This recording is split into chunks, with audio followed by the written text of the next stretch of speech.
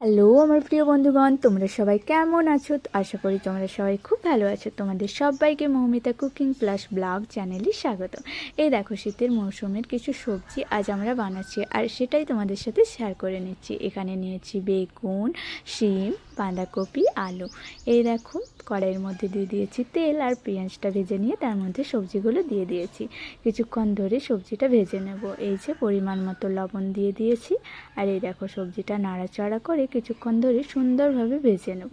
আমরা কিভাবে সবজিগুলো বানাই এটাই তোমাদেরকে আজ দেখাচ্ছি। এই যে সবজিটা ঢাকা দিয়ে দিয়েছি, তাতে খুব ভালো মতো সিদ্ধ হয়ে গেছে, আর সবজির থেকে ভেতর থেকে জল সব বেরিয়ে চলে আসছে, আর এটা খুব সুন্দর করে ভেজে নেব। আমার রেসিপিগুলো তোমাদের কেমন লাগে তোমরা অবশ্যই একটা কমেন্টে জানিয়ে যাও। আর আমার ভিডিওগুলো ভালো লাগলে তোমরা একটা করে শেয়ার করে দিও। আমার ইউটিউব চ্যানেলে নতুন হয়ে থাকলে চ্যানেলটা সাবস্ক্রাইব করে দাও, আর ফেসবুক পেজে যদি নতুন হয়ে থাকো পেজটা ফলো করে নাও। এই দেখো সবজিটা কিছুক্ষণ ধরে ভাজার পর তাতে আদা রসুন পেস্ট আর কাঁচা লঙ্কার ফোড়ন দিয়ে দিয়েছিলাম, আর কাঁচা টমেটো, আর তারপর দিয়ে দিয়েছিলাম মশলাগুলো, হলুদ গুঁড়ো, জিরে গুঁড়ো, লঙ্কা গুঁড়ো।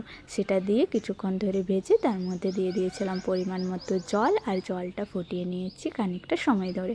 এই দেখো কিছুক্ষণের মধ্যে আমার তৈরি হয়ে যাবে এই সুন্দর সবজির ঘন্টটা। দেখতেই পাচ্ছ আমি কিভাবে আমরা সবজিগুলো রান্না করে থাকি। তোমরা কে কেমনভাবে রান্না করো সেটাও কমেন্টে জানিয়ে যেও। এই দেখো আমার সুন্দর সবজির ঘন্ট তৈরি। এই যে আমার একটা ছোট্ট বাটিতে সবজিটা নামিয়ে নিচ্ছি।